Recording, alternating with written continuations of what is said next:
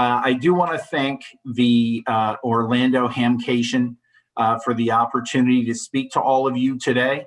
I can tell you that you're absolutely enjoying much nicer weather than we are here in central Connecticut, where it's been a very snowy winter, and it feels like we're just getting started. Next week is supposed to be even more snow, so I'm looking forward to next year for our national convention down in Orlando, and we can enjoy that experience face to face and enjoy the sunshine together. In any event, I also want to thank Mickey for moderating this on behalf of ARRL. One of the things that's great about having a board of directors that's not just geographically dispersed, we also get a lot of background mix in terms of talent. And Mickey really brings a really strong background in terms of IT. And it's one of the areas that the league actually is going to be putting forward a lot of effort going forward. So having Mickey on the board, he's a great resource for me in my job as CEO and also for ARRL. So just a little bit, Mickey has my bio up there. I would just say to you that the one thing that's not up there that I hope you get from this call is I am wildly passionate about amateur radio. It's been my hobby since I've been a teenager.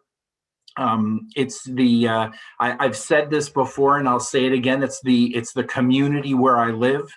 I've made lifelong friendships in amateur radio. I've been in the hobby long enough where sadly I've lost very close friends who are now silent keys. In fact, both times that I've traveled to W1AW in my life as a member, it was to bring friends up who had visiting the station on their bucket list. So W1AW and ARRL headquarters is it's very, very important to our members, and it's very important to us to see you. We've been missing you a lot because of COVID, and we're really looking forward to when the day comes where we can have you back visiting with us in Newington. If you do want to reach out to me, I put this in my column a few QSTs ago, and I can tell you people have gone crazy writing me. But please feel free to drop me an email at ceo@aarrl.org, and I'm happy to reach back to you. The CEO position at ARRL the last few years has been one that has seen a little bit of turmoil.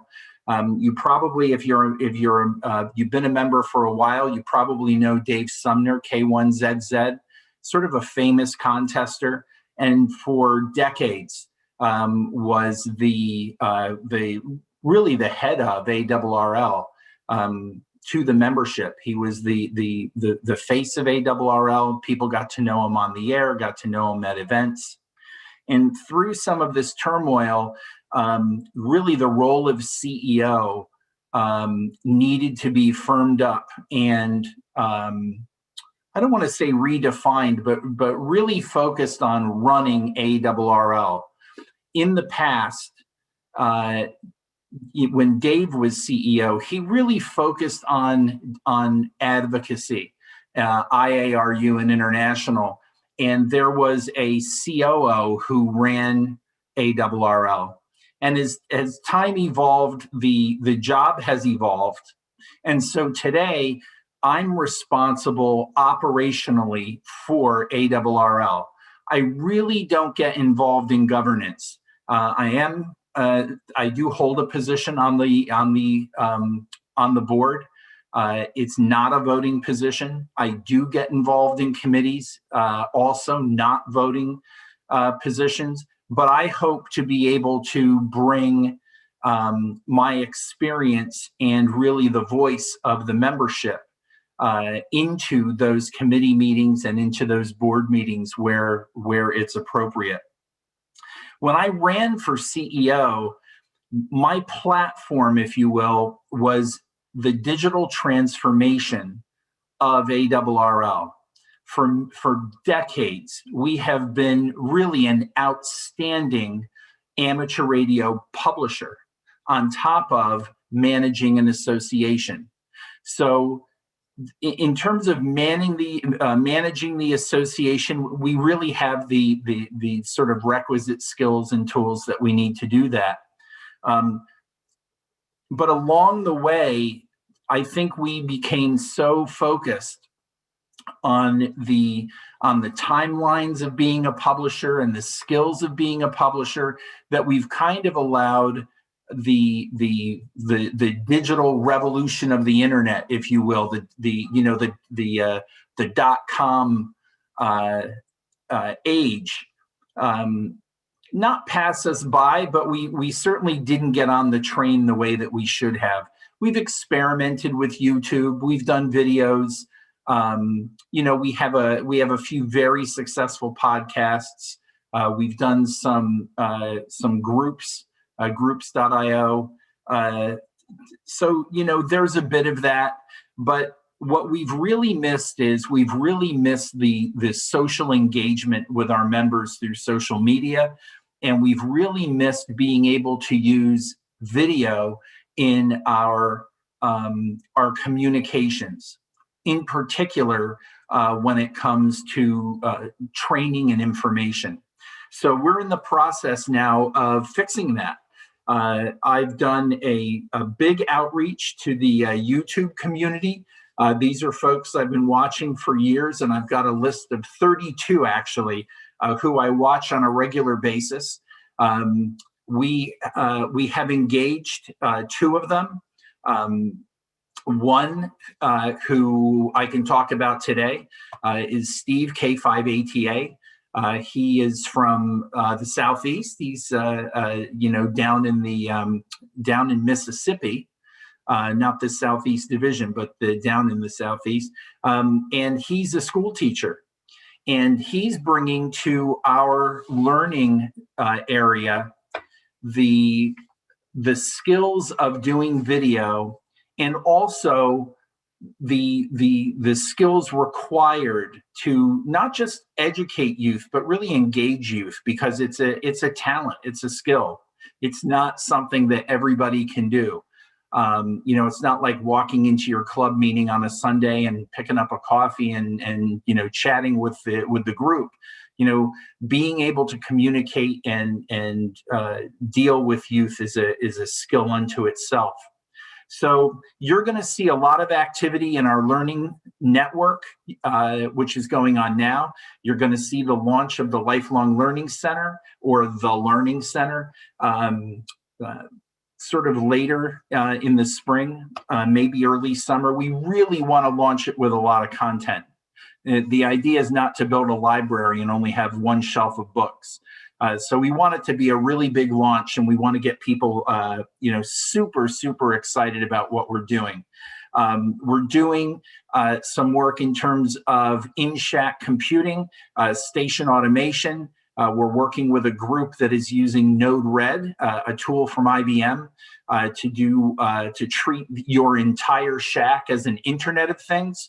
And we're in the process now of transforming W1HQ, which is the station sitting next to the lab. It's now going to become an extension of ARRL Lab. So we'll be able to not only experiment with new computing technologies and software, we'll also be able to bring new radios into that environment, integrate them into the station. And of course, where this really goes and where I really get jazzed is with regard to remote radio.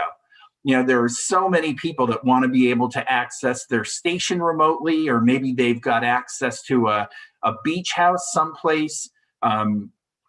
In my case, it has to do with a station that I operate from a couple times a year down on the island of Bonaire in the Southern Caribbean, Papa Japan 4 Germany.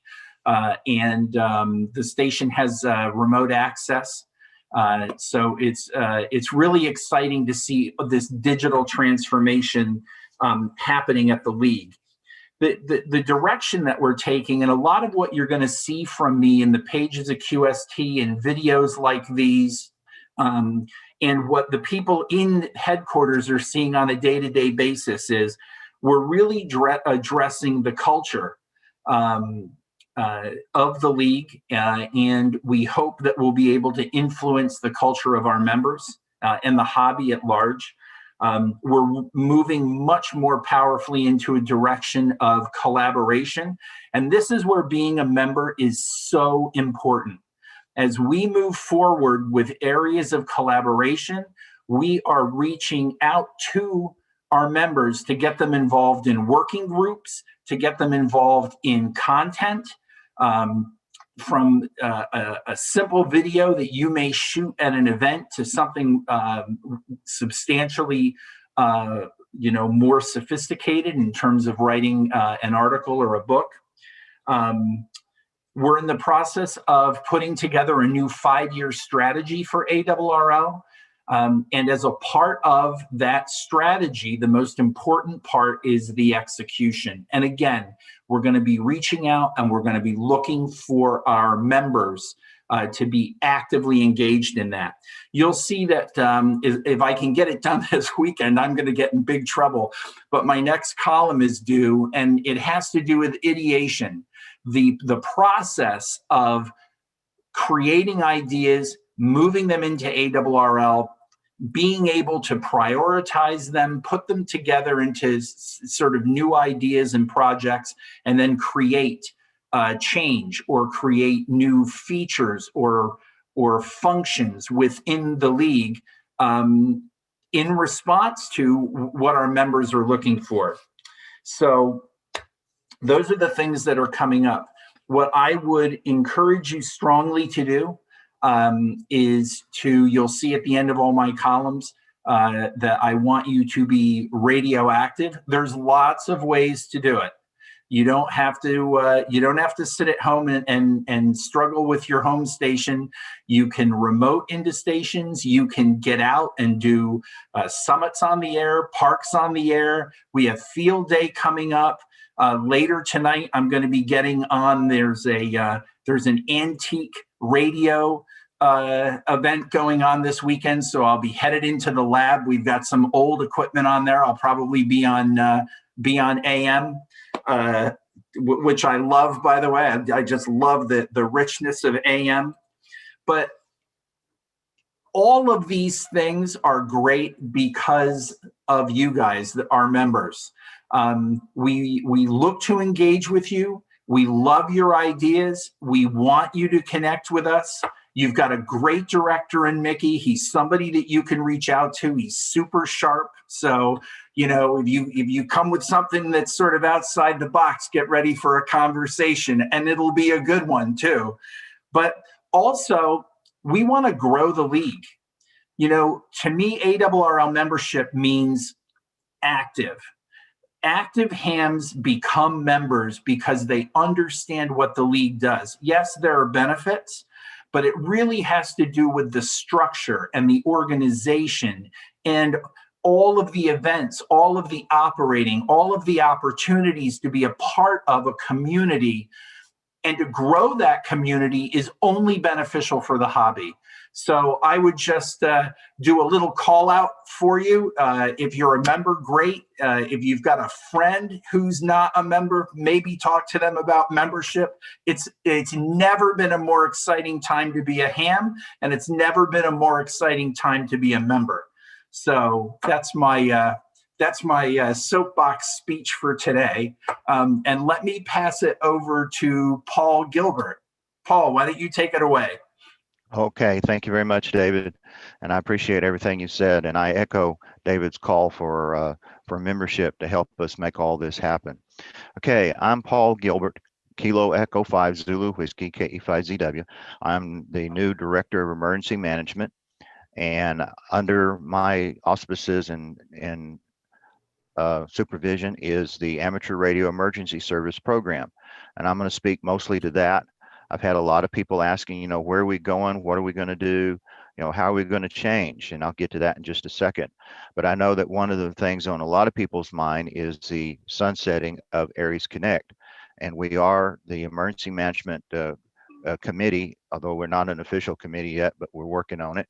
The Emergency Management Committee, we have formed a small working group to figure out which direction we want to take and how we want to do it. And we will be seeking input from the field, not from just not just from ARRL appointees, but also from members and even non-members, so that way that this time on whatever we decide to do for the replacement for ARRL Connect, that it's going to be something that we all put together. Okay, now moving on to the ARRL and some of the things that I can like to bring out in ARRL is that our mission is changing.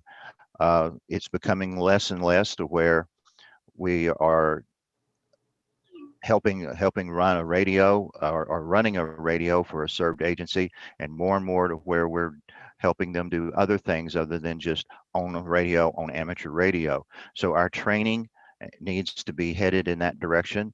For instance, I would highly recommend that anybody in ARRL to get their ICS, IC 100, 200, possibly 700 and 800, so that way when they're talking about ICS 213 forms and other things, you know you have the knowledge to know what they're talking about and can fill them out or vet them.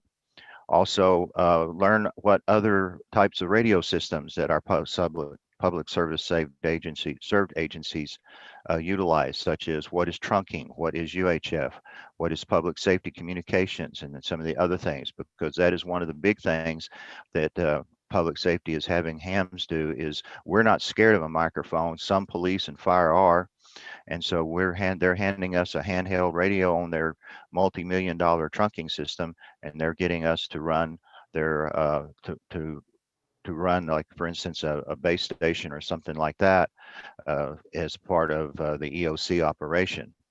Certifications, that goes in with training and more training. Certifications such as OXCOM, certifications such as COML and COMT. If you have an opportunity to take any of those classes, I would highly recommend that you do so. Of course, the ARRL, we do have EC 001 and EC 016, which are certifications that you can obtain, and they have many of the same aspects and things and aspects and the things in it that uh, the COML and the COMT classes and OXCOM classes have in them. They're based a lot on it. There is what's called a position task book that goes with those certifications. And if to be fully certified, you do need to complete the position task book. Teamship, that's where everybody works together, where we all form, a big team. We're all part of a team, and we want to serve our served agencies.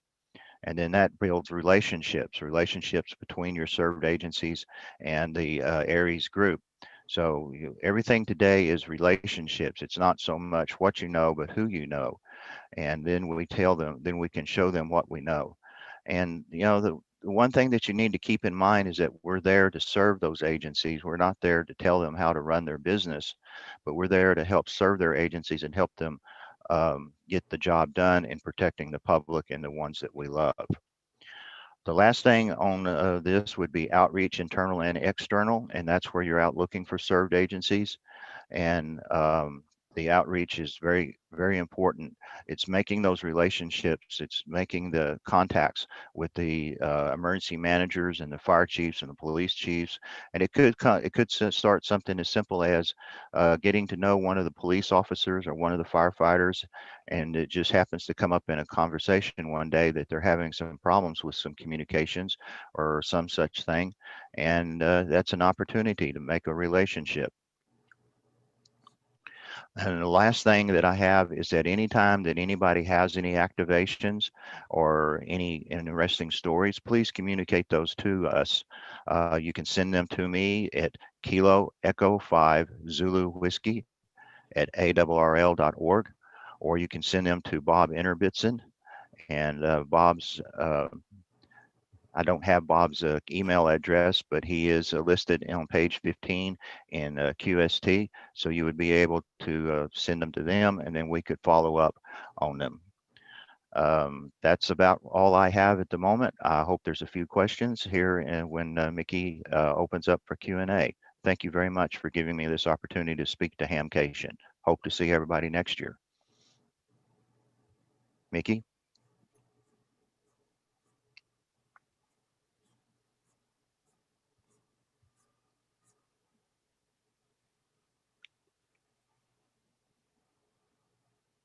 Try again, Mickey.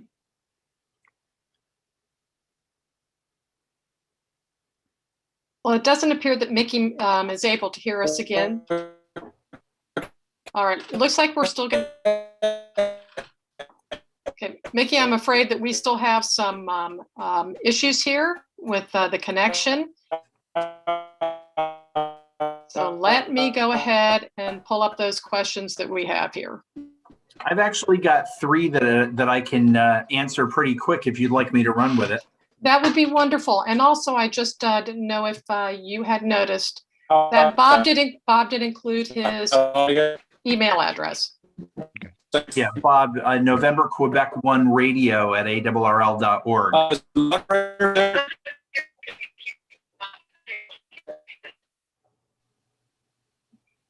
Okay, let me just go with these 3 that I pulled out of chat, and then I'll pop over to the Q&A window.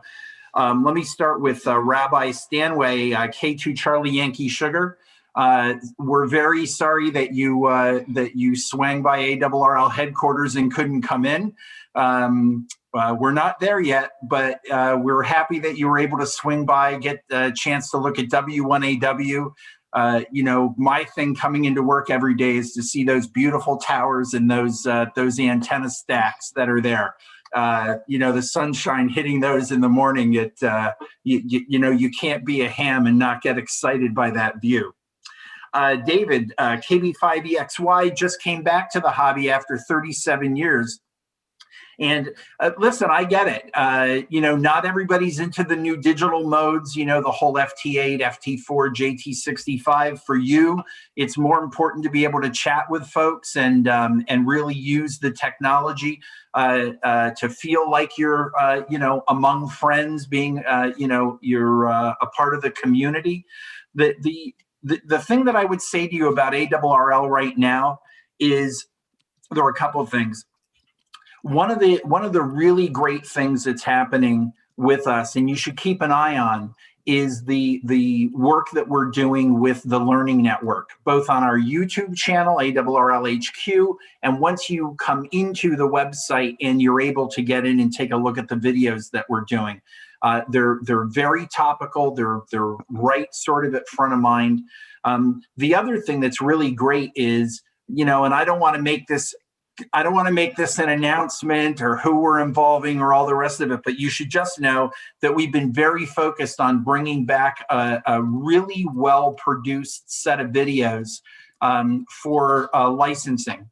So your ability, David, I don't know what class license you have, but if you find yourself either as a technician or a general and you're looking to upgrade, not only do we produce what I think are the best licensing manuals, it's how I got licensed, was using ARRL materials, but the videos that we're putting up, I think are really, they're fabulous. So, and then the last thing you might consider, since you've been away from the hobby so long, take a look at On the Air. If you're not receiving it in print, you can look at it digitally. It's an absolutely wonderful publication. There are a lot of people that think that On the Air is targeted at new technicians. It's not. We have people that have been in the hobby for 50 years and are finding that they love the pace of the content that's there. It's very readable. It's very digestible. I think you'll like it. And then I had a question from Darcy. Darcy wanted me to talk about NTS and some of the other things that are going on with the league. And what I would say to you, Darcy, is there's sort of 2 areas there. The one area is we put together a working group to work with section managers and affiliated clubs to really ramp up our field services area. Today, it's very, very reactive. If you call, we'll take your call. That's not where we're headed with this. We want to get back into where we're being able to provide training, tools, and content for our section managers and for our club leadership so that they can really drive what's happening out in the field, and you know, NTS sort of falls into that. The other aspect of that is, you know, we have hired Paul, and Paul, from an MCOM perspective, you know, brings his own experience and perspective in terms of the in terms of traffic handling. And so I would expect that Paul would be a enthusiastic participant at taking a look at the sort of the future and the direction that we take with that. So so in any event, those are the questions that that I had here.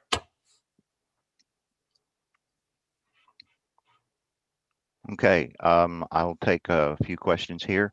Have one from Fisher. Let's see. Lon Fisher says, Paul, what certs are required to join ARRL? There is no qualification to join ARRL. There's no certs required. You can earn all your certifications afterwards. As I said, anytime that you're working with a served agency in ARRL, it's highly recommended that you take the FEMA ICS 100 and 200s, which, by the way, are online, and possibly take the 700 and 800, and eventually take the ARRL EC 001 and EC 016.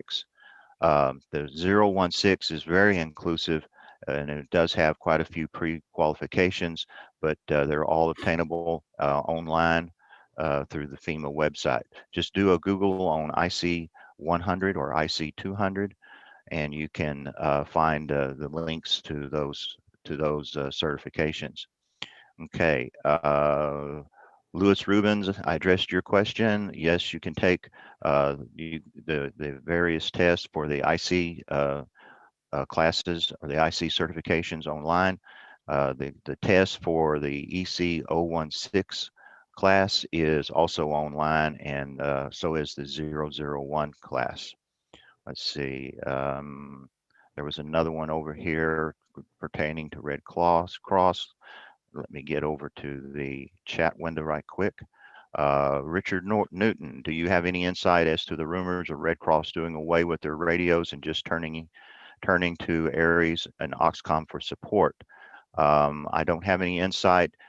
Each district or region of Red Cross kind of does their own thing as far as like who they partner with. I do know that with the downturn in the COVID, the downturn of money, Red Cross has drawn back in some of their smaller offices, and they have withdrawn, has closed the office, which means some of the amateur stations that were in those offices have been decommissioned, and the groups that were associated with them now don't have a mission. But as far as like Red Cross doing away with amateur radio ARRL, I can pretty well assure you, I don't think that's going to happen. Let's see.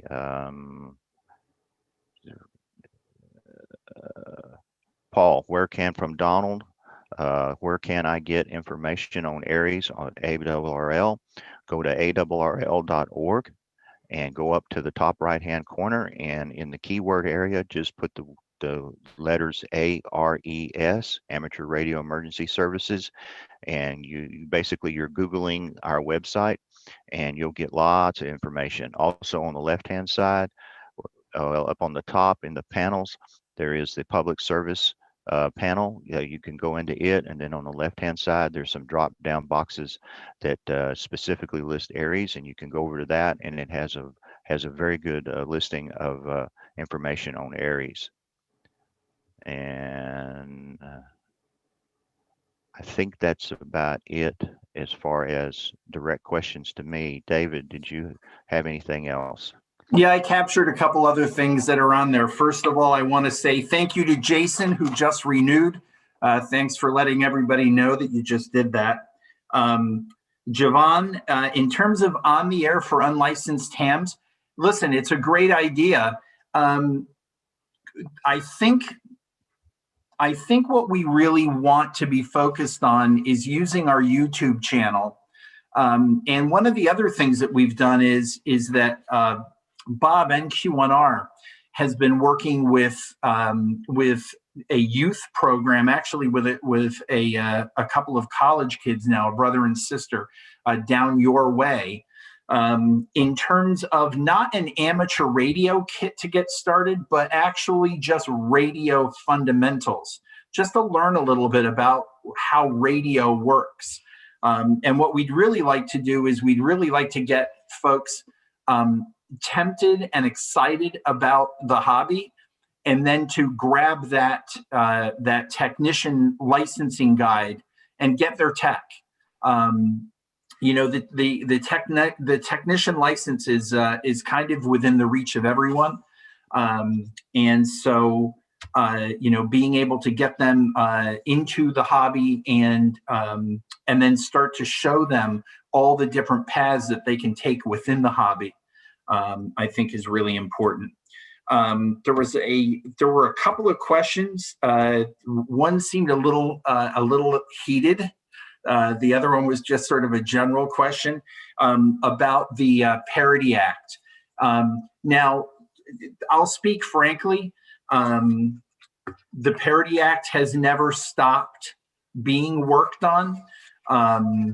When you are working with partners in government and you are working with an environment where not everyone is going to be supportive of what it is we're trying to achieve, things can get a little bit complicated and a little challenging.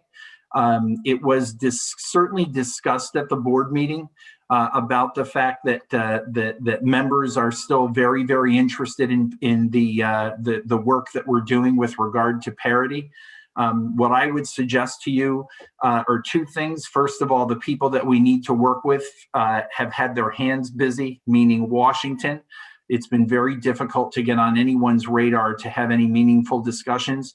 Even the FCC, with regard to their field operations, they're still not even looking at having their field ops go out until July. So it's very difficult to be able to make any meaningful progression on getting people to support where it is we want to go with it. But what I would suggest to you is that this is something that has not fallen off radar. We didn't stop caring about it. I'm not going to opine on the history of how this has gone, because it's a very complicated and very difficult subject. All I would suggest to you is that you need to know that the board has not lost interest, direction, or focus on this, and it is something that we're still working on. And I would encourage you to stay positive and to stay tuned to see what happens there. One of the other things I just want to talk about quickly, I see we're kind of out of time here, but I do want to make mention that from an inclusion perspective, one of the things in my column had to do with providing more timely information to blind and vision impaired hams. And I've gotten a lot of email about it in the last week or two, especially from that part of our community. And I want to tell you that it has personal meaning for me. It's absolutely something that we're going to do. And the feedback that we've gotten is the biggest part, the most important part, has to do with getting this part of our community more timely information, either in text that can be easily accessed through text to voice or through the different Braille technologies that exist. Again, it's something I'm passionate about. If you know a blind or vision impaired ham, you know, again, I would suggest that maybe reach out to me, let me know, and as we progress those products and start to communicate them out to the community, I'm happy to let those folks know. So I think that's it. Are we out of time? No, we're not out of time yet. And Oh. it appears that we have another question down here for Paul over in the Q&A area. Can you share your vision of what features and capabilities a replacement ARRL Connect system would have? Well, that's what we formed the little working group for, and then we're going to be going out to the populace or the ham radio populace that we would be using that system. We don't really know exactly what we want to do. The ARRL Connect system had a lot of features that we didn't use. It had some features that were very critical also. So we really don't know yet. However, if you have a punch list, you might send me your top 5 of the features that you would like to see the new ARRL Connect, which we're not going to call it ARRL Connect. We're going to come up with a little snappier name.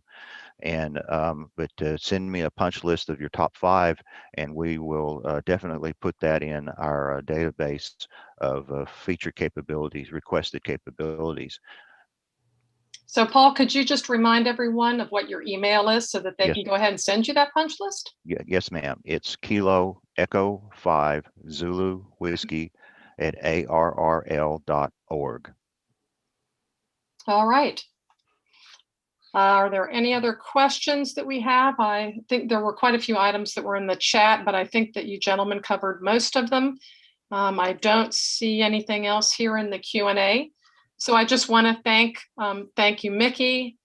Thank you, Paul. Thank you, David, for being here today. Really appreciate it. And we're looking forward to all the great things that will happen next year.